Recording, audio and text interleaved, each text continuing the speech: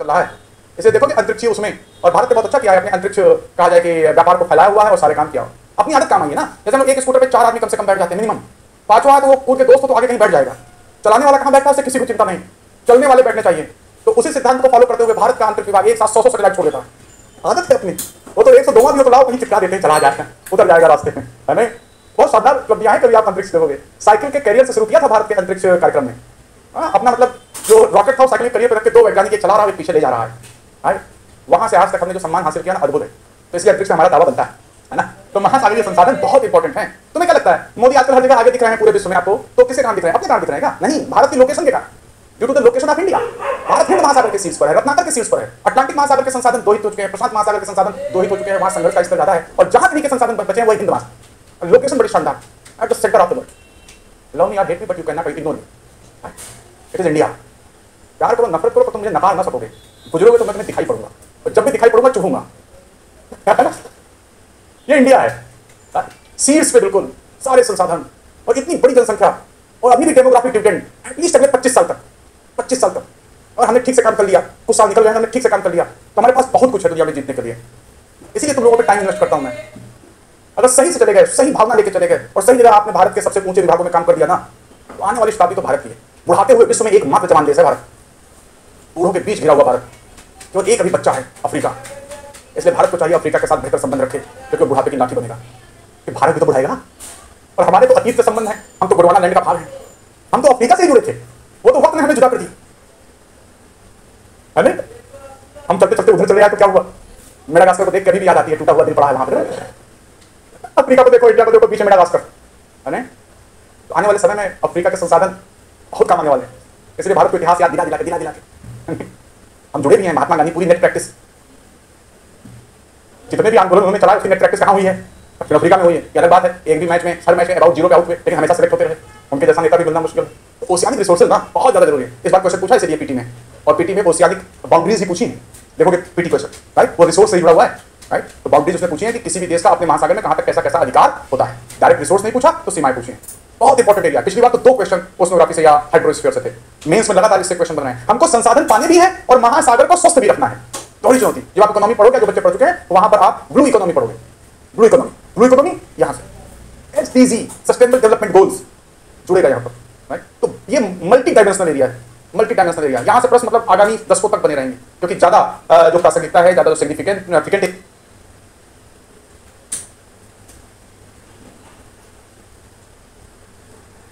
फिर इसके बाद यहां पर ज्वार भाटा,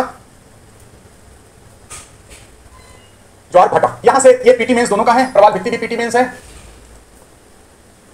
ज्वार भाटा पीटी का जाता है। ज्वार भाटा के लाभ वगैरह पूछेगा तो वो मेंस में जा सकता है, अदरवाइज ऑलमोस्ट इतना।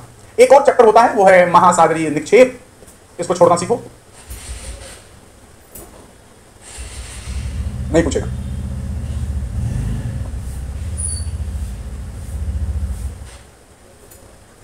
ठीक है, ये हो गया हमारे पास स्थल मंडल, जल मंडल, वायुमंडल। अब देखो तुषार मंडल हम देख लेंगे जल मंडल के साथ। तुषार मंडल वाले टॉपिक में ज्यादा यही आता है। अगर हम तुषार मंडल देखें, या मेंस का टॉपिक ज्यादा है, मेंस का, इस पर हमें हिमनद देखना है, ग्लेशियर्स, हिमनद का पिघलना, उनके प्रभाव। देखो जैसे भारत ने अपनी हाल ही में आर्कटिक पॉलिसी दी है, तो उसको थोड़ा हमें अच्छे से देखना पड़ेगा। आप इकोनॉमी में भी देखोगे, साइंस में भी देखोगे, हम उसे यहाँ पर ज्योग्राफी में भी देखेंगे। आर्कटिक अंटार्कटिक की जो बर्फ पिघल रही है, उसके साथ एक नए तरीके के विश्व का उदय हो रहा है। संसाधनों की एक नई दौड़ शुरू हुई है, एक नई जियो पॉलिटिक्स, एक नया मतलब भू राजनीतिक समीकरण हुए हैं, राइट? तो अगर आप पूरे विश्व को देखोगे, वो क्षेत्र जो बर्फ से जमा था, अगर वहां की बर्फ पिघल रही है, तो निश्चित तौर पर वहां नई संभावनाएं हैं। वो रिसोर्स जो बर्फ के नीचे दबे थे, वो क्या हो रहे हैं? ओपन हो रहे हैं, राइट? तो हर राष्ट्र यहाँ पर जाके अपने दावों को सुनिश्चित करना चाहेगा। और भारत ने इस संदर्भ में कहा देखो हम भी यहाँ पहले से हैं, हम यहाँ भी पहले से रह रहे हैं। ये पृथ्वी के नीचे नहीं है, ऐसे सोचना पृथ्वी के ऊपर ही है, ठीक है? मैं सोचना नीचे जा रहे हैं, नीचे नहीं जा रहा है। पृथ्वी में कुछ ऊपर नीचे नहीं होता, वो गोल है, ठीक है ना? तो हमको लगता है कहीं भी खड़े रहोगे तुमको आसमान ही दिखाई पड़ेगा, तो आप हमेशा आसमान ऊपर ही रहेगा। तो यहाँ पर भी ये पूरा एरिया और ये पूरा एरिया, आर्कटिक अंटार्कटिक दोनों की बर्फ तेजी से पिघल रही है। और आर्कटिक क्षेत्र चूंकि सभी मेजर कॉन्टिनेंट है यहाँ पर, और सभी यहाँ पर एक शक्तियाँ हैं, राइट? भारत तो थोड़ा नीचे आ जाता है, तो वहाँ हिस्सेदारी कैसे होगी अपने दोस्तों के साथ? और जबरदस्ती हम पॉलिसी देकर के दे रहे हैं कि हम बहुत कुछ कर सकते हैं, मुझे पार्टिसिपेट करवाओ, ठीक है ना? तो बहुत इंपॉर्टेंट ये पॉलिसी, और बहुत दूरगामी परिणाम इसके हो सकते हैं। हाँ, दुष्प्रभाव पड़ेगा आर्कटिक वालों पे पड़ेगा। आर्कटिक में पोलर बियर पाया जाता है, वहाँ जो भी फ्लोरा फौना वगैरह जो कुछ भी है, मानो वहाँ ज़्यादा जाएगा तो अपने आप मानो जो करता है हर जगह जाके वो करेगा, तो वहाँ की जैव विविधता खतरे में पड़ेगी। वहाँ के जो एस्किमो वगैरह हैं वो बेचारे परेशान घूमेंगे। लेकिन बाकी सबके लिए एक नए सी रूट यहाँ पर डेवलप होंगे, राइट। तो ये बहुत सारी चीजें यहाँ पे चल रही हैं, तो तुषार मंडल में उनसे संबंधित क्वेश्चन ही होंगे ज्यादा। तो हिम्मत के जितने भी पक्ष होंगे हम वहां पर देखेंगे। अब ये हो गई हमारे पास फिजिकल ज्योग्राफी। आपको कौन सी बुक फॉलो करनी है? देखो मैं अगर कहूँ तो एनसीईआरटी ही काफी होती है फिजिकल ज्योग्राफी में। अब देखो समस्या होता है एनसीईआरटी में, नई एनसीईआरटी की पुरानी एनसीईआरटी, तो इस वाले में कोई दिक्कत नहीं है, चाहे तो आप न्यू पढ़ लें चाहे तो आप ओल्ड पढ़ लें। लेकिन आप न्यू पढ़ लेना, ओल्ड इतनी अच्छी होती तो न्यू क्यों कराई गई होती? मतलब कुछ तो कारण रहा होगा चेंज करने का, नहीं तो ऐसे थोड़ी चेंज कर देंगे, है ना। तो मेरा मानना है आप न्यू की तरफ जाएं, लेकिन अगर आप ओल्ड भी पढ़ ले तो कोई दिक्कत नहीं है, ठीक है ना। एनसीईआरटी मेरी प्रेफरेंस में है। फिर आपके पास एक ग्रीन बुक होगी, आप ग्रीन बुक भी पढ़ सकते हैं, देखिए, लेकिन आप इन दो में से किसी एक सोर्स को ही रिलीजियसली फॉलो करेंगे, कुछ भी कर सकते हो, दोनों ही ठीक है, राइट। एनसीईआरटी में क्यों कहता हूं? एनसीईआरटी इसलिए मैं कहता हूं कि एनसीईआरटी में आपके पास सोचने का दायरा थोड़ा ज्यादा रहता है। थोड़ा शब्द होते हैं, थोड़े कठिन शब्द भी होते हैं, कई बार थोड़ा शब्दावली यहाँ कठिन है, सोचने का दायरा आपके पास ज्यादा है। और ग्रीन बुक हम लोग कट कॉपी पेस्ट ही तो है, और क्या क्या हमको रिसर्च करके लिखेंगे उसमें, कई जगह से इधर उधर लाया गया है। तो पहले एनसीईआरटी एक बार यहाँ कंप्लीट करो। एनसीईआरटी में ये मत वेट करना, कल हम बता देंगे कौन कौन चैप्टर पढ़ने हैं। एनसीईआरटी में मत वेट करना कि सर टॉपिक पूरा करें तब आप पढ़ें। अब आप ग्रेजुएशन कंप्लीट किए आप में से अधिकांश लोग 11वीं क्लास की एनसीईआरटी खुद नहीं पढ़ सकते क्या? उसमें भी आपको किसी का सहारा चाहिए, वो भी समझने में सहारा चाहिए, मतलब बेइज्जती, मतलब खड़ी बेइज्जती खाई, है ना। सोचो तो यूपीएससी में जब आता है बच्चा पढ़ने, तो ग्रेजुएट होकर आता है, वो पूछता है क्या पढ़े, तो हम लोग कहते हैं 6 से 12 की एनसीईआरटी, वो लोग बहुत गौरवान्वित हो जाता है, हाँ यार क्या किताबें हैं। लेकिन सोचो तो ग्रेजुएट होने के बाद भी आपको पढ़ना पड़ रहा है, इसका मतलब शायद हमारी तैयारी का स्तर 12th के लेवल का भी नहीं, हम तो पूरी तैयारी के दौरान एनसीईआरटी नहीं तैयार हो पाती। सोचो तो खुद कितनी एनसीईआरटी पढ़ोगे आप, सारी पढ़ी नहीं जा सकती, लेकिन भूगोल में आप पढ़ सकते हो। लेकिन हम 6, 7, 8 की आपको नहीं कहते हैं आप वो पढ़ें, आप उन्हें अवॉइड कर सकते हैं, आप 9, 10, 11, 12 की पढ़ लेंगे, काम हो जाएगा। तो कल मैं बता दूंगा किस क्रम में पढ़ना है, लेकिन यहाँ पर आप समझें कि सबसे पहले आप यही एनसीईआरटी पढ़ेंगे। 11th की एक एनसीईआरटी आती है, वो है भौतिक भूगोल के सिद्धांत। भौतिक भूगोल के सिद्धांत हिंदी, चूंकि वो पहले अंग्रेजी में लिखी जाती है, फिर हिंदी में अनुवाद होता है, तो एक दो जगह गलतियां हैं, वो मैं पढ़ाते वक्त बता दूंगा कहां पे गलतियां हैं। लेकिन पहले आपके पास फर्स्ट रीडिंग होनी चाहिए भौतिक भूगोल के सिद्धांत। फर्स्ट रीडिंग नहीं होनी चाहिए, कठिन लगे आसान लगे कुछ भी लगे, पहले राउंड में आपको पढ़ना ही पढ़ना है। हो सकता है पहली बार पढ़ते हुए नींद आ जाए, नींद आ जाए तो सो जाओ, फिर किताब खोल के फिर पढ़ो, कब तक नींद आई, कभी ना कभी तो देखी जाओगे, है ना। तो और अच्छे काम करने के पहले व्यवधान आते हैं, तो व्यवधान वो नींद है यहाँ पर, ठीक है ना। तो यहाँ पर नींद आएगी, उसको लेकर ना। एनसीईआरटी पढ़ने से मैं ये नहीं कह रहा हूँ कि यूपीएससी का सवाल आ जाएगा, नहीं आएगा, शायद एक दिन आए, ग्रीन बुक पढ़ने से भी नहीं आएगा, शायद एक दिन आए। लेकिन जैसे पोलियो ड्रॉप पिलाया जाता है ना, और मम्मी का दूध भी सबसे अच्छा माना जाता है, 6 महीने तो बच्चे को माँ का दूध ही पीना चाहिए, क्या उससे तय हो जाता है कि बच्चा बड़ा होकर उसेन बोल्ट बनेगा, ओलंपिक पदक जीतेगा, राइट? ये तो नहीं होता। लेकिन 2 बूंद जिंदगी की और मदर का दूध 6 महीने पीने से यह तय हो सकता है कि कम से कम यह उस स्थिति में पूरी जिंदगी भर रहेगा कि अगर प्रैक्टिस कर ले तो यह ओलंपिक का गोल्ड जीत सकता है। मतलब इसको पोलियो और कुपोषण जैसी कोई चीज नहीं होगी। अब ये उस पर डिपेंड करता है कि उसेन बोल्ट बनता है या नहीं बनता है। एनसीईआरटी ये दावा नहीं करती कि हमारे पढ़ने के बाद सिलेक्शन हो जाएगा। एनसीईआरटी दावा करती है कि अगर आप पढ़ लेंगे तो ये 2 बूंद जिंदगी की या मम्मी का मिल्क है, राइट? जिसके पढ़ने के बाद आपका आधार इतना मजबूत होगा, इस आधार पर आप किसी भी चीज को समझने में सक्षम रहें। और अगर आपने इसको ढंग से नहीं पढ़ा, आपने इसको हल्के में लिया, आपका आधार हमेशा कमजोर रहेगा और कोचिंग के नोट्स आप ढूंढते फिरिए, इस कोचिंग के उस कोचिंग के, कुछ नहीं हो सकता। एटलीस्ट कुछ भी करने के पहले कम से कम 2 से 3 बार ये एनसीईआरटी पढ़ जाए, 2 से 3 बार पढ़ना ही पढ़ना है। पहली बार में बिल्कुल एक सिंपल रीडिंग हो, सिंपल रीडिंग, रटने की जरूरत नहीं कुछ भी, सिंपल रीडिंग पढ़ जाओ, कहां पर क्या दिया है पहले अंदाजा हो कि यहाँ पर कहां पर क्या क्या चीजें मौजूद हैं। चैप्टर हम बता देंगे आपको कौन कौन पढ़ने हैं, कल हम डिस्कस कर लेंगे। तो 2 से 3 रीडिंग, पहली रीडिंग सिंपल रीडिंग, कुछ वहां सोचना नहीं है कि कुछ दिमाग में लगाना है, सिर्फ पढ़ते चले जाना है। अब दूसरी रीडिंग में आओ, जब पहली रीडिंग पढ़ रहे हो जो शब्द कठिन हो अंडरलाइन करो। अब ऐसा ना हो कि पूरी एनसीईआरटी अंडरलाइन हुई पड़ी हुई है, राइट? तो आप देखो कौन से शब्द कठिन है, क्या महसूस हो रहा है, राइट? पहले उनको पढ़ो और कठिन शब्दों को अंडरलाइन आप कर लो। अब सेकंड राउंड पढ़ो। सेकंड राउंड अब आप जब पढ़ेंगे तो कुछ ध्यान आता जाएगा कि हाँ यार ये मैंने पढ़ा था, राइट? उस दौरान सोचो कि क्या कुछ इसके शॉर्ट नोट्स वगैरह डेवलप हो सकते हैं क्या, तो उसके लिए अलग किताब बनाने की जरूरत नहीं है। या तो जो चैप्टर मैं पढ़ा रहा हूं वहां पर, या वो जो चिपकाने वाला गुलाबी पेज आता है ना, वो वाला लो, उसके कुछ इंपॉर्टेंट पॉइंट वहीं पे लिख के वहीं पे क्या करो, चेक करो या अंडरलाइन करो, राइट? अंडरलाइन करने के पहले सावधान रहो कि पूरी किताब अंडरलाइन हो, ठीक है? उसको अंडरलाइन करो, विद टाइम समझ में आएगा, बिल्कुल समझ में आएगा। और तीसरी रीडिंग की बात कर रहे होगे तो शायद आपको लगे कि यार ये तो हमको आता है और रहने दो, बहुत हो गया। और जब ये आ जाए तो अब तुम दुनिया की कोई भी किताब उठा लो, अब तुम सब कुछ समझ सकते हो। और अगर ये नहीं किया तो दुनिया की कोई भी किताब उठा लो, कुछ भी नहीं समझ सकते, ठीक है? That's why NCERT is needed, highly neglected. खरीदते सब बच्चे, कईयों में तो दोनों पेज जुड़ा होगा तो जुड़ा ही आज तक, वो पेज भी अलग नहीं होगा, कईयों का अलग करो जाके आज पेज, जरूरत है ये भी, ठीक है ना? मस्ट। फिर तुम किसी भी बुक पे जाओ, ग्रीन बुक, येलो बुक, किसी भी बुक पे जाओ, मुझे उससे कोई गुरेज नहीं है, बट कंप्लीट इट फर्स्ट। इसको पहले कंप्लीट करो, ठीक? वर्तमान पैटर्न के हिसाब से लिखी गई है, यूपीएससी जैसे क्वेश्चन पूछ रहा है उस तरह से लिखी गई है। शब्दावली जरूर मानता हूं थोड़ी सी कठिन है, लेकिन यूपीएससी इतना आसान होता तो सब कर लेते। जब इतना बड़ा कहते हैं ना बयाना लिया हुआ है तो फिर तुम्हें तो उसी में आगे बढ़ना ही है। एनसीईआरटी फर्स्ट, फिर कुछ और चैप्टर हम कल आपको बता देंगे कौन से छोड़ देने हैं, ठीक है ना? तो ये भौतिक भूगोल के सिद्धांत, ओनली एनसीईआरटी। आप एनसीईआरटी को मजबूत करो, क्लास में मैं आपकी बाकी सारी चीजें मजबूत कर दूंगा। आपको किसी और किताब की ईश्वर ने चाहते जरूरत नहीं पड़ेगी, लेकिन एनसीईआरटी मस्ट है। एनसीईआरटी नहीं पढ़ोगे तो मैं भी कुछ नहीं कर सकता। एनसीईआरटी मस्ट, ठीक है ना? कुछ और किताब मत पढ़ो, काम चल जाएगा, मुझ पर विश्वास रखो। लेकिन एनसीईआरटी आपने ईमानदारी से पढ़ लिया तो फिर आपको कभी कोई चिंता करने की जरूरत नहीं है, ठीक है ना? तो ये हो गया यहाँ पर। दूसरा यहां पर आता है रीजनल ज्योग्राफी। रीजनल ज्योग्राफी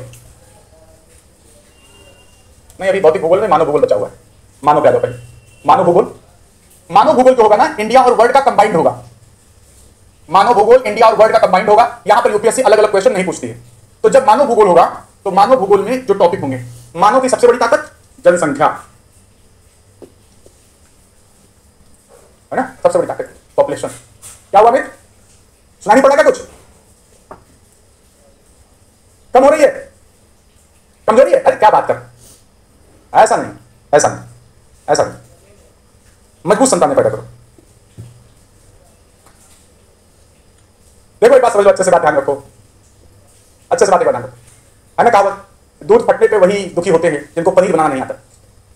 लोग ये कहते हैं कि अब शकुन हो गया, सब हो गया, क्योंकि वो समझ नहीं पाते हैं कि संसाधन जो स्वरूप बदल चुका है इसका उपयोग क्या करें। और जो पनीर बनाना जानते हैं दूध फटने पे खुश हो जाते हैं, आज रात तो पार्टी होगी, बुलाओ दोस्तों को, है ना, और कहेंगे अच्छा 2 किलो और लो, यही दूध उसमें डाल दो, उसको भी फाड़ दो। परिस्थितियां आपके सामने होंगी, आप उसे क्या समझते हैं, ये आपका जो हमने पहली बार कहा एटीट्यूड डिसाइड करेगा। परिस्थितियां क्या होंगी, हर कोई भी चीज जो अनियमित रूप में बढ़ेगी वो क्या है, खतरा है। लेकिन अगर एक निश्चित पॉपुलेशन भी नहीं होगी तो आप अपने संसाधनों का बेहतर उपयोग नहीं कर पाए। और जनसंख्या में भी हमको मानव पूंजी चाहिए। यह राष्ट्र पर निर्भर करता है कि वह अपनी कैसी नीतियां बनाता है कि उसकी जनसंख्या उसके लिए पूंजी बन जाए या फिर जनसंख्या उसके लिए भार बन जाए। ये तो डिपेंड राष्ट्र करता है, राष्ट्र के नियोजन में करता है। बट पॉपुलेशन बहुत इंपॉर्टेंट है। पॉपुलेशन, भारत के रेगिस्तान में उतनी पॉपुलेशन रहती है जितना पूरा ग्रेट ब्रिटेन में रहते हैं, है ना। थार मरुस्थल विश्व का सबसे सर्वाधिक जन विविधता वाला मरुस्थल है, सर्वाधिक जैव विविधता वाला मरुस्थल है भारत। भारत तो संसाधनों से भरा हुआ है, जनसंख्या उसके लिए कहां से बोझ हो गई, हम तो उसे नियोजित नहीं कर पाए। वो अलग चुनौतियां हैं, राइट। तो पॉपुलेशन चुनौती नहीं है, समस्या नहीं है, चुनौती जरूर है और उसे टैकल किया जा सकता है। जितना बड़ा ऑस्ट्रेलिया है ना, कुंभ के मेले में उतना हम 2 घंटे में नहला के घर भेज देते हैं। जाके देखो कभी संगम में आए ना, ट्रेन से चले जाते, आराम से आते हैं, आराम से जाते हैं, हल्के में ले रखो क्या तो।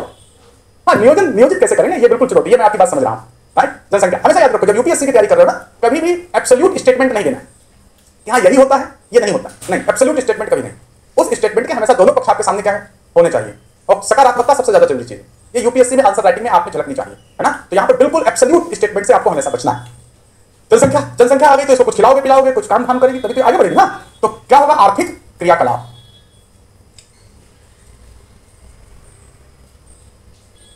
आर्थिक क्रियाकलाप, इकोनॉमिक एक्टिविटीज, इसमें आ जाएंगी प्राथमिक, द्वितीयक, तृतीयक। अब तृतीयक, चतुर्थक, पंचम, ये सब इकोनॉमी में जाएंगे। प्राइमरी सेकेंडरी ज्यादा हमारे हाथ में है, तृतीयक, चतुर्थक और पंचम ये इकोनॉमी में जाएंगे, इकोनॉमी वाले सर आपको पढ़ाएंगे। पेपर 3 में ये वाला पोर्शन है जो मेरे हाथ में आएगा उम्मीद तक, राइट। सर वहां पर आपको एग्रीकल्चर की नीति वगैरह ये सब, सब्सिडी वगैरह ये सब बताएंगे, राइट। और दूसरी तरफ हम आपको बताएंगे कुछ उगेगा कैसे। तो यहां पर कृषि, मत्स्यन, वानिकी, पशुपालन, कृषि, मत्स्यन, वानिकी, इसमें मेंस में ही क्वेश्चन आने के चांस ज्यादा हैं। कृषि वाले जो क्वेश्चन आते हैं वो इकोलॉजी एनवायरमेंट या नीतियों से जोड़कर आते हैं। तो कृषि एक ऐसा हिस्सा है इसमें से केवल जिसमें से पीटी का क्वेश्चन बनेगा, बाकी क्वेश्चन मेंस के होंगे। कृषि के अंतर्गत हम क्या देखेंगे कि कृषि कितने प्रकार की होती है, राइट, वो देखेंगे। कौन कौन सी फसलें होती हैं उन्हें देखना है। यहां पर जो क्रॉपिंग पैटर्न है, फसल पचरूप, कौन सी फसल कब कैसे कहां होती है, किस तरह भारत में उगाई जाती है, क्रॉपिंग पैटर्न, राइट। इसके अलावा यहां पर सिंचाई के कौन से परंपरागत तरीके हैं और जो सूक्ष्म सिंचाई के तरीके हैं, माइक्रो इरिगेशन पर फोकस ज्यादा है क्योंकि जल संसाधनों पर लगातार दबाव पड़ रहा है। तो इंडिया माइक्रो इरिगेशन की चीजों को ज्यादा यहां पर प्रोत्साहित कर रही है, राइट। मोर क्रॉप पर ड्रॉप जैसी अवधारणा यहां पर है, राइट। तो यहां पर यह कृषि में सिंचाई संबंधित प्रश्नों के बनने के चांस बहुत ज्यादा हो जाते हैं। इसके अलावा धारणीय कृषि से संबंधित जो भी उपाय हैं, सस्टेनेबल एग्रीकल्चर से रिलेटेड जो भी चीजें हैं वहां पर हमें पढ़ना पड़ेगा। फिर इसके बाद जो हरित क्रांति रही है, प्रथम हरित क्रांति रही है, प्रथम हरित क्रांति ने हमको से जूझने की ताकत तो दी, लेकिन कुछ ऐसी भी चीजें उसने उत्पन्न की जिससे आज हम जूझ रहे हैं, बड़ी चुनौतियां हैं, राइट। उसने तात्कालिक रूप में तो कई हमारी चीजें फुलफिल कर दी हैं, लेकिन वो लाभ अब स्टैग्नेंट है, रुक गया है, बढ़ नहीं रहा है। और उसको बढ़ाने के लिए और खाद्य सुरक्षा सुनिश्चित करने के लिए, अपने किसानों की आय को दुगना करने के लिए, 5 ट्रिलियन की इकोनॉमी के लक्ष्य को पाने के लिए हमको यहां पर एग्रीकल्चर में नवाचार करने होंगे, एग्रीकल्चर में कुछ नया लाना पड़ेगा। और उसी संदर्भ में जो हमारी योजना आती है वो सदा हरित क्रांति की है और उसे हम द्वितीय हरित क्रांति के नाम से जानते हैं। एवरग्रीन रिवॉल्यूशन हमें लाना है, उन क्षेत्रों को लाना है जो हरित क्रांति के अंतर्गत पहले नहीं लाए, उन फसलों को लाना है जो हरित क्रांति के अंतर्गत पहली बार शामिल नहीं की गई। वास्तव में कृषि का जो भी विकास हो उसमें हर फसल, हर व्यक्ति, हर क्षेत्र को समाहित कर देना है। और कृषि धारणीय होनी चाहिए, सस्टेनेबल होनी चाहिए, उत्पादन भी बढ़ना चाहिए, लेकिन वह उत्पादन में वृद्धि प्रकृति के क्षय के दम पे नहीं होनी चाहिए, राइट। तो यहां पर ये एक बड़ा फोकस एरिया है, ओके। और इससे क्वेश्चन लगातार रहे हैं। भारत के पास एक लंबी तटरेखा है, लॉन्ग कोस्ट लाइन है। भारत के पास अंतर्देशीय जलीय संसाधन है, नदियां हैं, तालाब हैं, झीलें हैं, इसलिए भारत मत्स्य में अच्छा प्रदर्शन कर सकता है, लेकिन उतना प्रदर्शन नहीं कर पाया है जितना उसे करना चाहिए। कुछ प्राकृतिक बाधाएं हैं कि भारत उष्णकटिबंधीय देश है, इसलिए यहाँ पर बहुत अच्छे प्रकार की मछलियों के लिए जलवायु की दशाएं नहीं है। और दूसरा कॉन्स्टेंट है, कई तकनीकी कॉन्स्टेंट है, सामाजिक दबाव है। भारत में अभी भी बहुत सारे व्यवसाय आपके जातिगत आधार पर भी तय होते हैं कि आप ये नहीं कर सकते, ये नहीं कर सकते, ये करेंगे या नहीं करेंगे, इसके भी कॉन्स्टेंट रहे हैं बहुत सारे। तो उस संदर्भ में मत्स्य जीव प्रोटीन, जंतु प्रोटीन के अंतर्गत और कृषि के विविधीकरण के अंतर्गत और कृषि के जोखिमों को कम करने के लिए कृषि के साथ इन सभी पक्षों को क्या करना पड़ेगा, ऐड करना पड़ेगा। अन्यथा अगर हम फसल पे ही आश्रित रह गए, फसल कृषि पे ही आश्रित रह गए, तो जो जलवायु परिवर्तन है वो व्यापक रूप में प्रभाव दे रहा है और हमारे किसान फिर जोखिम में ज्यादा बने रहेंगे। अगर हम ये सारे पक्ष एक साथ लेकर के चलते हैं प्राथमिक क्रियाकलाप के अंतर्गत, तो हम जोखिम को भी क्या करेंगे, बांट देंगे और शायद कृषि को हम एक लाभदायक पेशा बना पाए। बहुत हैरानी का विषय होता है ना कि भारत एक कृषि प्रधान देश अभी भी है, लेकिन एक किसान अपने बेटे को किसान नहीं बनाना चाहता, बाकी सब बनाना चाहता है। इसका मतलब है कि किसानी कृषि हमें वह आउटपुट नहीं दे रही है जिससे कि हम कृषि के साथ लगे रहने का एक चार्म डेवलप कर पाए। और जिस जॉब में चार्म होता है वो व्यक्ति उसी तरफ भागता है। हम आप आईएएस क्यों बनना चाहते हैं? कुछ तो है, खास है, अलग है, एक चार्म है जो खींचता है ना। देख लो कितने एग्जाम के रिजल्ट आते हैं, कोई नहीं जानता। और एक यूपीएससी का रिजल्ट आता है, कौन नहीं जानता, है ना। सब जानते हैं, सारे चैनल वाले पगलाए फिर रहे हैं, कैसे किया, ये हो गया, वो हो गया, है ना। तो बड़ी मतलब कुछ तो है इसमें अलग बात। तो यही हमको कृषि में डेवलप करनी पड़ेगी। जब कृषि में ये सब कुछ डेवलप हो जाए, it will take time, but होगा, कुछ इसमें चेंजेस होंगे। तो कृषि, मत्स्य, वानिकी, पशुपालन ये बहुत कोर एरिया है प्राथमिक एक्टिविटी का, है ना। तृतीयक में हम विनिर्माण उद्योग देखेंगे, मैन्युफैक्चरिंग इंडस्ट्री, विनिर्माण। एक दो उद्योग लिख देता हूं, याद ध्यान रखिएगा, आएंगे और सारे। कुछ का हम पीडीएफ पे बात करेंगे, कुछ में पीडीएफ देंगे, कुछ हम यहाँ पे डिस्कस कर लेंगे। लौह इस्पात, सूती वस्त्र, चीनी उद्योग, खाद्य प्रसंस्करण, ऑटोमोबाइल, औषधि उद्योग, हम इनके बेसिक पर आपसे बात करेंगे। उसके बाद कई में हम पीडीएफ से ही बात करेंगे, क्योंकि जो बेसिक मेजर क्वेश्चन बनता है ना कि कोई भी उद्योग ज्योग्राफी में जो बनता है, कोई भी उद्योग कहीं क्यों लगाया जाता है, कोई भी उद्योग कहीं क्यों लगाया जाता है, और कभी अगर लगा था तो क्या उसके ट्रेंड में आज परिवर्तन हो रहा है क्या? अगर परिवर्तन हो रहा है तो क्यों हो रहा है? जैसे चीनी मिल पहले उत्तर भारत में ज्यादा थी, अब इनका रुख दक्षिण भारत की ओर ज्यादा क्यों हो गया है? सूती वस्त्र उद्योग पश्चिम भारत में क्यों पाया जा रहा है ज्यादा, राइट? औषधि उद्योग पर्वतीय इलाकों में और पश्चिमी घाट के साथ सटे हुए क्षेत्रों में क्यों ज्यादा पाया जा रहा है? अतः हम जो भी इंडस्ट्री देख रहे हैं वो इंडस्ट्री हमको एक पैटर्न देती है कि इसे यहाँ पे ज्यादा होना चाहिए, और अगर वहां ज्यादा नहीं है तो क्यों नहीं है। तो यहाँ पर इस तरह के क्वेश्चन डेवलप होते हैं। तो यहाँ से प्रश्न खास तौर पर यूपीएससी में ये मेंस का टॉपिक बड़ा है। पिछले 2-3 साल या 4-5 साल में भी देखोगे ना, तो यहाँ से पीटी में क्वेश्चन नहीं है। कृषि से तो कंटिन्यूटी में है, प्राथमिक वाले में कंटिन्यूटी में, और यहाँ से पीटी में 4 क्वेश्चन मिनिमम बनने होते हैं, राइट? इकोलॉजी, एनवायरमेंट और ये मिला करके, तो बड़ा मेजर एरिया है यहाँ पर। तृतीयक में ये तृतीयक, चतुर्थक, पंचम ये सारा आपका इकोनॉमी में जाएगा। ये 2 पर हमारा आपका फोकस होगा। देख लेंगे करंट में कहीं कुछ तब तक आ गया तो हम लोग और भी बात कर लेंगे, अन्यथा ये प्राथमिक और द्वितीयक की तरफ रहेंगे। अगर हम यहाँ पर आर्थिक क्रियाकलाप कर लेते हैं, कुछ उपजा लेते हैं, तो जो कुछ बनेगा वो मार्केट पहुंचना चाहिए, वह मार्केट पहुंच के फिर उपभोक्ता तक पहुंचना चाहिए। तो इसका मतलब उसके लिए हमको क्या चाहिए? परिवहन। जैसे हमारे आपके शरीर में शिराएं और धमनियां हैं, जैसे रक्त प्रवाहित होता है, उसी तरह राष्ट्र रूपी मानव के शरीर में सड़क, रेलवे, उसकी धमनियां और शिराएं, अगर ये अवरुद्ध हो गई तो हार्ट अटैक बहुत जल्दी होने वाला है। इसलिए इनका बेहतर, दक्ष और सस्ते परिवहन साधन चाहिए। दक्ष है कि कम से कम समय में गंतव्य तक पहुंचा दें, चाहे वो सवारी हो चाहे वो कोई माल, लेकिन सस्ते भी होने चाहिए कि अफोर्डेबल, हम अफोर्ड कर पाए। अन्यथा हम ऐसे बना दें कि दक्ष तो हैं लेकिन हमारे पास अफोर्डेबिलिटी नहीं है, हम उसको वहन न कर पाए, तो फिर ऐसे परिवहन के साधन अपनी उपयोगिता खो देते हैं। और किसी भी राष्ट्र के विकास के लिए, त्वरित विकास के लिए, जो हमारी 5 ट्रिलियन का लक्ष्य है, उसके लिए आपको तीव्र परिवहन साधन और दक्ष परिवहन साधन चाहिए ही चाहिए। और खासतौर पर भारत में गडकरी इसके लिए काफी अच्छा कर रहा है ना। अगर देखोगे तो इकलौता डिपार्टमेंट है जो कुछ नया सोचता है, ठीक सोचता है, अच्छा सोच रहा है, ओके। और इसमें भी परंपरागत रूप में तो बहुत है, सड़क है, रेलवे है, हवाई जहाज है, लेकिन उन सबके साथ भारत में एक में सबसे ज्यादा संभावना है जल परिवहन। और नदी जोड़ो परियोजना अगर हम ठीक से कर ले गए उसकी कमियों को हटा करके, तो यह हमारे लिए गेम चेंजर सिद्ध हो सकता है, राइट? अब यही है, कब तक क्या होगा, भारत में हर चीज लेट हो जाती है। तो यहाँ पर सड़क ये सब तो घिसे पीटे हैं, रेलवे, वायु, ये सब ऐसे पढ़ लेना, लेकिन जल परिवहन बहुत इंपॉर्टेंट है, राइट? आंतरिक जल परिवहन भारत के जो नेशनल यहाँ पर वाटरवेज है बहुत इंपॉर्टेंट है। और इसके अलावा एक और चीज आ रही है, हाइपर लूप। देखेंगे क्या है हाइपर लूप, बीच में हम देखेंगे अगर भारत सरकार बुलेट ट्रेन पे फिर काम करने लगे, किसी पर कुछ काम करने लगे, तो उस पर हम थोड़ी चर्चा जरूर कर लेंगे। अगर इकोनॉमी में असर नहीं करेंगे तो उस पर चर्चा हम कर लेंगे, लेकिन यहाँ पर ज्योग्राफी में खासतौर पर जल परिवहन हमेशा आपके टारगेट पे होना चाहिए। अब जनसंख्या भी है, आर्थिक गतिविधियां भी करना चाह रहे हो, परिवहन भी चाह रहे हो, ये सब बेकार है ना, ये तो चाहिए ना, बिना से कैसे काम चलेगा, कैसे गाड़ी आगे बढ़ेगी, राइट? लेकिन फिर यहाँ 2 चीज हो जाएंगी, परंपरागत और वैकल्पिक ऊर्जा स्रोत। परंपरागत में जीवाश्म ईंधन, राइट? वैकल्पिक के अंतर्गत अगर हम यहां पर आ जाएं तो जैसे पवन ऊर्जा, जल विद्युत, सौर ऊर्जा, इसमें भी कुछ मेन चीजें सीखेंगे और बाकी पीडीएफ के थ्रू ही करेंगे। इसके बाद भूतापीय ऊर्जा, भारत ने पूगा वैली में काम कर ही दिया है। पवन ऊर्जा, जल विद्युत, सौर ऊर्जा, भूतापीय ऊर्जा, सेल गैस,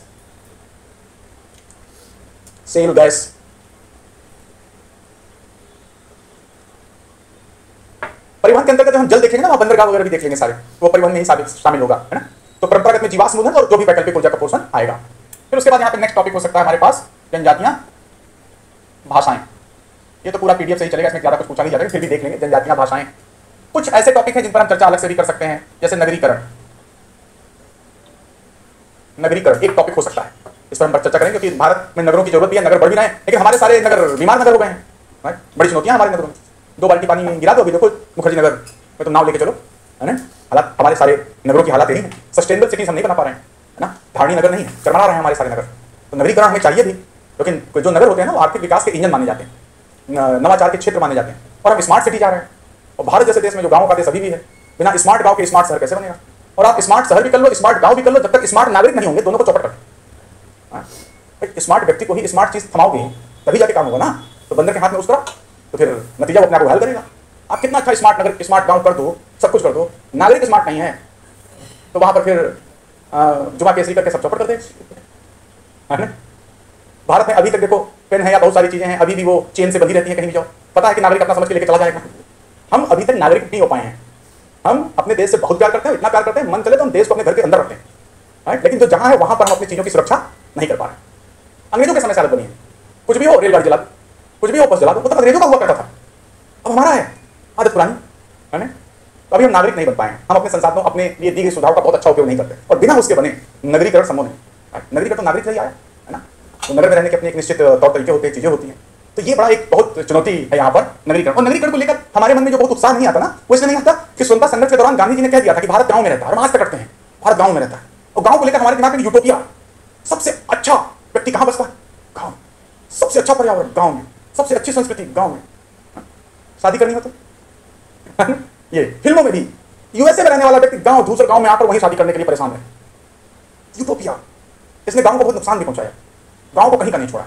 गांव न तो नगर रह पा रहे हैं अब, न तो गांव है, संक्रमण की अवस्था में, कंफ्यूज, कहां जाएं, बड़ी चुनौती है। तो ये बड़ा एक भारत इस संदर्भ में बड़ी चुनौतियों से गुजर रहा है। और आपको पता है जब 1950 में योजना आयोग ने नगरों के बारे में, 50-51 में जब योजना आयोग ने नगरों के बारे में एक प्रपत्र दिया, तो उसमें उन्होंने नगरों के बारे में साफ साफ लिखा, Indian cities are result of historical and geographical accidents. Bharat के जो नगर हैं ये भौगोलिक ऐतिहासिक दुर्घटना के परिणाम। माना ही नहीं गया कि ये भारत में डेवलप हुए होंगे या क्या है, माना गया कि अंग्रेजों ने सारा कुछ कर दिया, और अंग्रेजों की हर चीज के प्रति हमारे मन में नफरत। लेकिन हम भूल गए कि हमारी नगरीय सभ्यता, हमारे नगरों का आधार तो इंडस वैली सिविलाइजेशन से जाता है। जब पूरी दुनिया मतलब घुटने पर पड़े हुए धूलों पर चल रही थी, तो हमारे पास साफ सड़कें और शानदार नाली की व्यवस्था थी। इतनी गहरी नालियां कि हम आप 2 लोग एक के ऊपर एक खड़े हो जाए तो भी हम बाहर झांक नहीं पाते हैं। बाढ़ आती तो पूरा पानी निकल जाता है। शानदार व्यवस्था। कभी मौका मिले तो जाना मोहनजोदड़ो और देखना। वैसे नाम उसका मोहनजोदड़ो है, मोहनजोदड़ो, लेकिन नाम बिगाड़ कर मोहनजोदड़ो कर दिया। वहां मोहन ने कुछ भी नहीं किया। मोहनजोदड़ो सिंधी भाषा है, मोहन मतलब मरे हुए, जोदड़ो मतलब टीला, मरे हुए लोगों का टीला। तो नगरीकरण एक बहुत ऐसा टॉपिक है जहां से अच्छे क्वेश्चन आ भी सकते हैं और बिल्कुल निगलेक्ट भी हो सकता है। तो ये भी मेनली मेंस का ही टॉपिक है। अब मानव भूगोल में क्या पढ़ोगे? मानव भूगोल में 2 एनसीईआरटी, 12th क्लास की 2 एनसीईआरटी। एक का तो सिंपल सा नाम है मानव भूगोल, इसमें आप वैश्विक स्तर पर चीजें देखेंगे, और एक है भारत, लोग और अर्थव्यवस्था।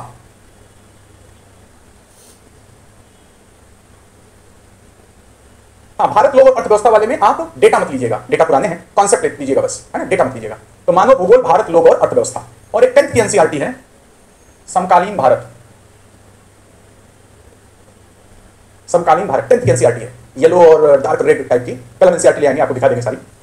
समकालीन भारत, ठीक है ना, समकालीन भारत, ये आपको पढ़ना है। पढ़ने का क्रम क्या होगा? पहले फिजिकल भौतिक भूगोल, फिर मानव भूगोल, फिर समकालीन भारत, और फिर भारत, लोग और अर्थव्यवस्था।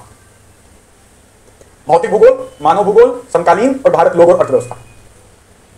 केवल भौतिक भूगोल वाली थोड़ी कठिन लगती है, बाकी तो बहुत शानदार है, बिल्कुल पानी की तरह इनकी भाषा बहती है, बिल्कुल पढ़ने में आपको बिल्कुल मजा आ जाएगा, आनंद आ जाएगा। कहा जाए मजा तो 2-4 मिनट का होता है। आपकी जिंदगी में आनंद आए, मेरा यही प्रयास है ना। देखो 2 चीज होती है जिंदगी में, या तो तुम चीजों को कंप्लीट करो या फिनिश करो। एनसीईआरटी कंप्लीट करनी है, तुम्हारी जिंदगी में एक अच्छा आदमी आ जाए ना तो तुम कंप्लीट हो जाते हो, और दूसरा आ जाए तो फिनिश। दोनों का ही अर्थ होता है पूरा हो जाना, लेकिन एक सकारात्मक पूरा होता है और एक नकारात्मक। देखो टीना ढाबी अब कंप्लीट हुई है, समझ जाते हो तुम, समझदार हो। क्रमाया पर भौतिक भूगोल पढ़ोगे, मानव भूगोल, समकालीन भारत, भारत, लोग और अर्थव्यवस्था। ह्यूमन ज्योग्राफी जो होगी वो वर्ल्ड और इंडिया दोनों के लिए सेम रहेगी। हमारा ज्यादा फोकस इंडियन ह्यूमन ज्योग्राफी में होगा, क्योंकि आप भारत में आईएएस बनने जा रहे हो, ठीक है ना, और आपके सारे विचार हम भारत के लोगों के लिए हैं। तो हम भारत के लोगों को जो कुछ चाहिए वो इंडियन ह्यूमन ज्योग्राफी से मिलेगा। तो हमारा सारा फोकस इंडियन ह्यूमन ज्योग्राफी होगा, वर्ल्ड ज्योग्राफी के साथ हम उसको जोड़ते हुए आगे निकाल देंगे। लेकिन आपको ये सारी एनसीईआरटी पढ़नी है। फिर आता है यहां पर रीजनल ज्योग्राफी। अब ये मैपिंग का पार्ट पोर्शन है, मैपिंग। हम यहां पर जो भी कॉन्टिनेंट्स हैं, अगर हम यहां पर प्रादेशिक भूगोल देखें, प्रादेशिक भूगोल अगर हम यहां देखें तो यहां पर देखो हम सभी महाद्वीप पढ़ेंगे, और महाद्वीप के अंतर्गत हर एक महाद्वीप में क्या क्या पढ़ेंगे? जलसंधि, द्वीप, खाड़ियां, सागर, पर्वत, पठार, मैदान, झीलें, नदियां। मैपिंग का पोर्शन है ये, मैप थ्रू मैप। और आपके पास इसके लिए एक एटलस होना चाहिए, ऑक्सफोर्ड स्टूडेंट एटलस, क्योंकि ये आसान सा है और इससे बाहर क्वेश्चन नहीं जाता। इससे बाहर जाता है तो कोई कर भी नहीं पाता है, इसलिए आप उसको लेकर तनाव नहीं लेंगे। ऑक्सफोर्ड स्टूडेंट एटलस कोशिश करना ये इंग्लिश मीडियम में ही लेना, इंग्लिश मीडियम में। हिंदी में खरीद लिया तो कोई तनाव नहीं है, लेकिन इंग्लिश मीडियम में इसलिए कि सारी एंट्रीज इंग्लिश मीडियम में ज्यादा एंट्रीज हैं और बिल्कुल स्पष्ट और सही है ऑलमोस्ट। हिंदी वाले में थोड़ा बहुत गड़बड़ी हो जाती है, तो आप कोशिश करें। और अंग्रेजी इतनी तो मिनिमम आपको आनी चाहिए, ठीक है ना? अंग्रेजी आए या ना आए लेकिन बोली जानी चाहिए, है ना? शर्मा आपको अंग्रेजी बोलने में, अपनी भाषा है नहीं, हमको आती नहीं, हम बोल रहे हैं तो एहसान कर रहे हैं, एहसान करने में शर्माना है। और अपने यहाँ कोई अंग्रेजी बोलते दूसरा कहता है अंग्रेजी चलेगा, तुम्हें छोड़ गए, अपने दोस्ती नहीं बोलने देते अंग्रेजी, तो थोड़ा बेशरम हो जाइए। बोलिए अंग्रेजी, खुल के बोलिए, जिसको सुनना होगा सुने, जिसको नहीं सुनना होगा चला जाएगा। कहते हैं अंग्रेजी छोड़ के, अंग्रेजी छोड़, तो बात खत्म, है ना? तो बिल्कुल देखो, कम्युनिकेशन लेवल पर कहीं भी कोई बाधा आपके मन में नहीं होनी चाहिए। अगर कम्युनिकेशन लेवल पर आपके अंदर बाधा है ना, तो वो फिर हमेशा आप में एक हिचकिचाहट पैदा करेगी। और जो ज्यादा अंग्रेजी बोलने वाले हैं वो बहुत शुद्ध ग्रामर नहीं बोलते, वो अपना काम कर लेते हैं। और हम ही लोग हैं जो बिल्कुल हिंदी पेटी वाले, जो हम चाहते हैं बिल्कुल ऐसी अंग्रेजी बोलेंगे मतलब सुनने वाला ग्रामेटिकल रूप में मतलब इंप्रेस हो जाए, और इसी चक्कर में पूरी उम्र निकल जाती है, हम कभी बोल नहीं पाते। बोलो अंग्रेजी, बोलो अंग्रेजी, पढ़ो, सुनो, देखो। हाँ, क्योंकि हम हिंदी में इतने लंबे समय तक रहे हैं कि अपने आप को हम हिंदी में ही सबसे अच्छा एक्सप्रेस कर पाते हैं, तो हमारी मजबूती है। लेकिन अंग्रेजी कहीं से हमारी कमजोरी नहीं बननी चाहिए। कमजोरी वो तब बनती है जब हम मान लेते हैं कि हमारी कमजोरी है। बोलो तो धड़ ले सकते, और जिस इलाके को उसका पुट उसमें बना रहेगा। हम लोग कहीं बाहर जाते हैं अंग्रेजी बोलते तो जानते यूपी वाला बोलना, उड़िया वाला जाता तो उड़िया वाला बोलता, अंग्रेजी बोलते उड़िया में बोलते, साउथ वाले साउथ में बोलते, वो बोलेंगे वैसे डॉक्टर त्रिवेदी है ना, वो ऐसे बोलते हैं, हम समझ जाते हैं कहाँ के, और हम लोग अपने हिसाब से बोलते हैं। तो बोलने में कोई हिचकिचाहट नहीं होनी चाहिए, बोला जाना चाहिए। अगर हिचकिचाहट पैदा होगी ना तो फिर आपके अंदर एक कहा जाए कि लगातार वो बनी रहेगी और आप अपने में सिमटे रहेंगे। तो और कभी भी वो शुभ दिन नहीं आता कि जिस दिन से तुम अंग्रेजी बोलोगे, जब से मन आया तब से ही दिन शुभ है। तो ये एटलस आपके हाथ में होना चाहिए, ठीक है? देखो यहाँ पर अब दो तरीके हैं। एक तरीका ये होता है कि रोज आधे घंटे प्रैक्टिस की जाए, या एक तरीका होता है कि हम हफ्ते में एक दिन, मान लीजिए सैटरडे, हम इसे सेलेक्ट कर लें और इस दिन हम अच्छे से मैपिंग वाला पोर्शन कर लें। अगले 3 दिन आप उसे अच्छे से रिवाइज कर लें, फिर अगले 3 दिन के बाद इसका एक हम टेस्ट ले लें। तो एक साथ हम ज्यादा पढ़ भी पाएंगे, आप रिवाइज भी कर लेंगे, और दूसरा आपने क्या रिवाइज किया है उसका प्रदर्शन भी किया जा सकता है। तो मैं चाहता हूँ इस बैच में ये वाला हिस्सा प्रीफर करूँ, फिर आगे जैसा आप कहेंगे, क्योंकि ग्राहक भगवान होता है। फिर इसके बाद भारत का भूगोल,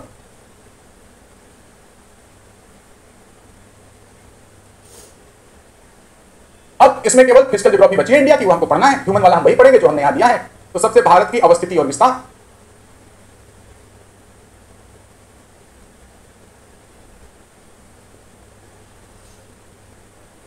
भारत की अवस्थिति व विस्तार, इंडिया लोकेशन एंड एक्सटेंट, कहां तक कैसा है, किस तरह है, कहां पे। देखो इस बार क्वेश्चन आया पिछली बार में, इसमें भारत एक उपमहाद्वीप है, चर्चा करें, है ना? मैं पिछले 10 साल से चर्चा कर रहा था, इस साल जाकर सफल हुई, है ना?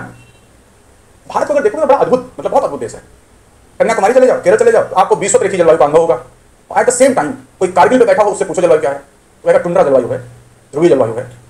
आप 18+ में बैठे हुए हैं और वो -50 में बैठा हुआ है, एक साथ। एक को खड़ा कर दो अरुणाचल प्रदेश में, वो लोग किस प्रकार के बने हैं, वो सदाबहार वर्षा बने, और एक को दूसरे किनारे जैसलमेर में खड़ा कर दो, बोले किस तरह के बने हैं, मैं गाली देने लगे, क्या बात करो। यहाँ एक पेड़ नहीं, छाया नहीं, मजाक सुझा हुआ है ना? इतनी विविधता जलवायु में एक महाद्वीप में ही पाई जाती है। देखेंगे महाद्वीप क्या होता है, एक महाद्वीप ही इतनी विविधता रख सकता है, और इतनी विविधता अकेले कौन रख रहा है? भारत। अक्षांशीय देशांतरीय विस्तार 30 डिग्री का, यूरोप के कई देश इसी में समा जाए, है ना? 30 डिग्री, मैंने कहा ना 2 लाख वर्ग किलोमीटर अपना मरुस्थल, उतना बड़ा ग्रेट ब्रिटेन। हम मरुस्थल जितना तो ब्रिटेन अपने मतलब वैसे रखते हैं जहाँ पे आदमी बहुत कम रहता है ना? इसके अलावा जितनी तरह की भाषाएं बोली जा सकती हैं भारत में, रोज 2-4 खत्म हो जाती है ना? कोस कोस पे पानी और 3 कोस पे पानी। अब भागते हुए चले जाओ, पानी का टेस्ट बदल जाए।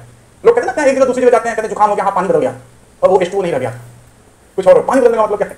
नेचर चेंज हो जाता है पानी का, और भाषा जाके देखो चेंज हो जाती है ना? मैं तो जब भी बार बार जाता हूँ, मैं तो सामने ट्रक पे जो लिखा रहता है मैं पढ़ते हो जाता हूँ, मैं आगे इसीलिए बैठा हूँ गाड़ी के, ट्रक में जो लिखा होता है पढ़ते हो जाता हूँ आराम से, उससे अंदाजा लग जाता है कहाँ है। आप कभी उत्तराखंड की तरफ जाओ, किसी न किसी ट्रक पे लिखा हुआ मिल जाएगा कि धीरे धीरे चलोगे तो रोज मिलेंगे, बहुत तेज चलोगे तो हरिद्वार मिलेंगे। वो चेतावनी है, प्लीज ड्राइव स्लो, कृपया धीरे चलाएं, वो आपको हरिद्वार तक याद दिला देते। यूपी वगैरह की तरफ चले जाओ, आपको सीधे सीधे बहुत मतलब दिखाई पड़ता है कि बहुत कहा जाए कि एटीट्यूड टाइप का, छोटे से टेम्पो में लिखा होगा बड़े होकर ट्रक बनूंगा।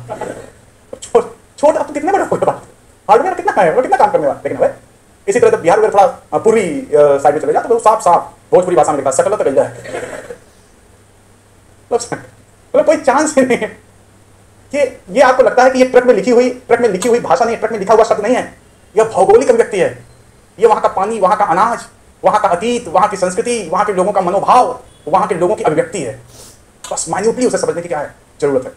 ये ज्योग्राफी है इंडिया की, इतना विशाल है, और पूरे एशिया में जब इसको हिमालय घेरता है और इधर से जब बंगाल की खाड़ी और अरब सागर इसे सपोर्ट देता है तो पूरे एशिया में अलग से दिखाई पड़ता है।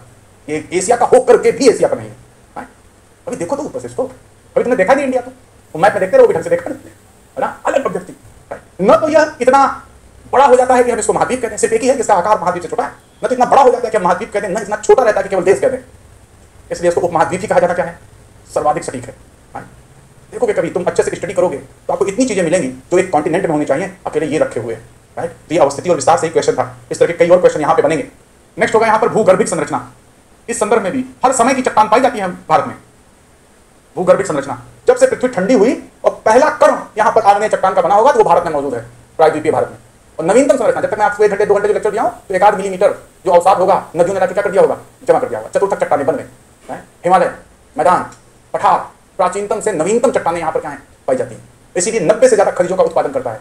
लेकिन प्रश्न आया, गोंडवाना लैंड का होने के बावजूद भारत खनन उद्योग में, भारत की जीडीपी में वो योगदान नहीं है जो होना चाहिए। वो क्वेश्चन यहीं से था, बहुत इंपॉर्टेंट क्वेश्चन है।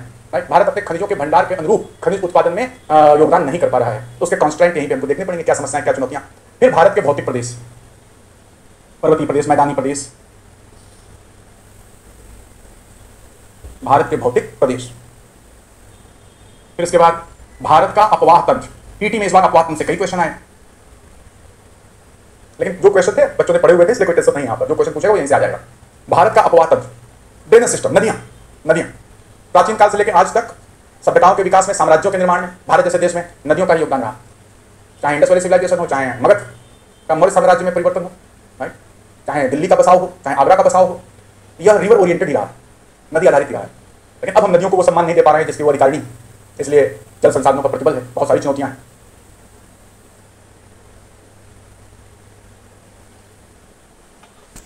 वो सम्मान नहीं दे पा रहे हैं जिसकी वो अधिकार नहीं, इसलिए जल संसाधनों पर प्रतिबल है, बहुत सारी चुनौतियां हैं।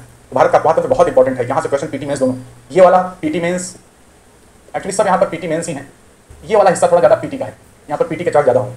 ये वाला पीटी और मेंस, नदियों का जोड़ा जाना और ये सब क्वेश्चन यहाँ से बनेंगे। जल संसाधन यही देख लेंगे अगर मौका मिला तो, नहीं तो इकोलॉजी एनवायरमेंट में देखेंगे। फिर इसके बाद यहाँ पर जलवायु, जलवायु क्या एक ही टर्म काफी है, मानसून। मानसून बिना इसके भारत का मानसून है ना, इतना प्रभाव डालता है। भारतीयता का कोई भी ऐसा एक पक्ष नहीं है जो मानसून से प्रभावित न होता। भारत का असली वित्त मंत्री, बाकी तो मैडम ऐसे ही असली वित्त मंत्री यही है। यही आर्थिक समीक्षा कभी पढ़ो, शुरुआत होगा दक्षिण पश्चिम मानसून कितना सफल या कितना असफल, और सबसे ज्यादा चुनौती इसी पे पैदा हुई है, ग्लोबल वार्मिंग और क्लाइमेट चेंज। और अद्भुत है, जब उम्मीद करो आ जाएगा, नहीं आएगा। इस बार देखो 3 दिन पहले ही केरल पहुंच गया है ना, स्वागत नहीं करोगे मेरा 3 दिन पहले ही पहुंच गया केरल, राइट। हम वेट कर रहे हैं कहाँ कहाँ फैला। बहुत इंपॉर्टेंट टॉपिक, और इसमें बहुत मैकेनिज्म भी है, थोड़ा सा जटिल भी है, थोड़ा कॉम्प्लेक्स है इन नेचर, लेकिन वैज्ञानिक नहीं समझ पाते, हम लोग समझ लेते। वैज्ञानिक आज तक मानसून का नेचर नहीं समझ पाए हैं, हर बार कुछ ना कुछ नया ऐड हो जाता है ना, लेकिन अपने यूनिवर्सिटीज और कोचिंग क्लासेस में समझा दिया जाता है, वो लोग समझ नहीं लेते हैं, है ना। एकेडमिक्स है तो उसमें निकल जाता है। तो मानसून बहुत इंपॉर्टेंट टॉपिक, पीटी मेंस अगे। फिर इसके बाद मृदा, भारत की मृदा और भारत की वनस्पति, मृदा और वनस्पति। इसके लिए पढ़ने का सोर्स भारत का भौतिक पर्यावरण।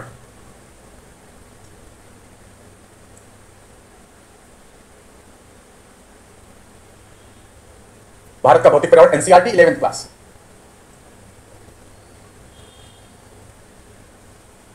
एक बार हम लोग एनसीईआरटी कर ले, क्लास कर ले, तो फिर आप कुछ भी पढ़ने के काबिल रहोगे, उसकी टेंशन मत लेना, आराम से। फिर भी साथ आपको कुछ और पढ़ने का मन ही नहीं करे, ठीक है ना। लेकिन हाँ, एनसीईआरटी को आपको थोड़ा अच्छे से यहाँ पर प्रिपेयर करना पड़ेगा, तैयार करना पड़ेगा। डेटा पुराने हैं, चूंकि एनसीईआरटी 2005 के बीच में वो कहा जाए कि अपडेट तो होती है, लेकिन डेटा फिर भी कुछ ना कुछ पुराने बने रहते हैं। तो डेटा से आपको ज्यादा मतलब भी नहीं, डेटा तो हमको इंडिया ईयर बुक वगैरह से कुछ अपडेट करना है तो हम करेंगे। यहाँ डेटा नहीं लेना है, यहाँ पर हमको कॉन्सेप्ट लेना है।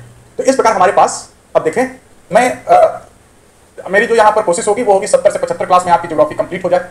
लेकिन ये देखो डिपेंड करता है आप पे कि हम और आप में रिदम कितना मेंटेन हो पाता है, राइट। थोड़ा सा तेज चले, थोड़ा सा धीरे चले, कई बार होता है धीरे चलते हैं, फिर पेस कहीं पे बढ़ाना पड़ता है। तो हम लोगों को कोशिश करना पड़ेगा कि आप जल्दी समझेंगे, आप जल्दी समझ कर पैदा होगी। जितना रोज पढ़ाया जाए आप उतना क्या करें, डे बाई डे करते जाए। जो प्रीवियस, जैसे मान लो आपने पिछले कुछ क्लास लिए हैं तो उन चीजों को भी भूलना नहीं है, इसे भी रिटेन करना है। एक सीधा तरीका होता है कि जो आपने पिछली क्लासेस पढ़े हैं उनके प्रीवियस ईयर पेपर और उनके ज्यादा से ज्यादा क्वेश्चन आंसर आप लगाएं। क्वेश्चन आंसर आप लगाओगे तो उन चीजों में अपडेट रहोगे। और दूसरी तरफ जो आप वर्तमान में पढ़ रहे हो, इसमें जो क्लास में पढ़ाया जा रहा है उसको एनसीईआरटी के साथ मैच करते हुए बस आप चलते जाइए, ठीक है। किसी एक को छोड़ना, किसी एक को पकड़ना, ये यहाँ पे ठीक नहीं है। जितना आपने पढ़ा है उसको भी कंटिन्यूटी में डेवलप करना है, और जो आप वर्तमान में पढ़ रहे हैं उसके साथ आप अपने पेस को केवल क्या कीजिए, मेंटेन कीजिए, राइट। चीजों को इकट्ठा मत होने दीजिए, ज्यादा बोझ हो जाएगा तो फिर आप उसे रिवाइज नहीं कर पाएंगे। और याद रखना यूपीएससी में RRR, revision revision and revision, rise revolt वो सब नहीं, RRR, revision revision and revision. कम पढ़ो, कई बार पढ़ो, लगातार पढ़ो। बूंद बूंद करके घड़ा भरता है, बिल्कुल सही है, लेकिन तब भरता है जब बूंद हर सेकंड गिरे। अगर आज बूंद गिराई और एक हफ्ते बाद फिर बूंद गिराई, पूरी जिंदगी भर खड़ा नहीं हो रही। ऑलवेज रिमेंबर, यहां पर आपको लगातार पढ़ना है। अब देखो कल हम क्या करेंगे, कल से हम शुरू करेंगे। कल आप लोग 11th की एनसीईआरटी लेकर आएंगे, भौतिक भूगोल के सिद्धांत लेकर आएंगे आप। फिर इसके बाद हम लोग यहाँ पर, मैं आपको यहाँ पे चैप्टर बता दूंगा। एक दो दिन पढ़ने के बाद फिर हम यहाँ पर कोशिश करेंगे कि रोज आपको मेंस का एक क्वेश्चन दे दें और आप उसकी आंसर राइटिंग प्रैक्टिस करें। और लगभग एक हफ्ते की क्लास के बाद आपका पीटी का एक 20 क्वेश्चन का लगभग टेस्ट, इन द सेंस कि आप क्लास में आ गए, जैसे आए वैसे आपको पेपर बढ़ गया और आपने उसमें 20 क्वेश्चन देख लिए, या एक हफ्ते में तो 5 दिन में कुछ एक्यूमुलेट तो हो जाए, राइट। देखो पहले कंटेंट डेवलप करना पड़ता है। जब आपके दिमाग में कंटेंट होगा तब आप टेस्ट बेहतर तरीके से देंगे और उसका आउटपुट होगा। और जो क्वेश्चन होने चाहिए वो भी यूपीएससी लेवल के होने चाहिए। ये आभासी रूप में ना हो कि हमने 5 क्वेश्चन दिए, भूगोल का क्या मतलब है, भूगोल के पिता कौन है, राइट, और आपने 5 लगा लिया, खुश है, 5 का 5 आ गया और वो कभी यूपीएससी में नहीं आया। आप 5 के 5 गलत कर दें लेकिन वो यूपीएससी स्टैंडर्ड के हैं तो टेस्ट देने का आपका मतलब है। तो यूपीएससी के स्टैंडर्ड के क्वेश्चन तभी बनते हैं जब कुछ कंटेंट आप तक क्या हो, पहुंच चुका हो।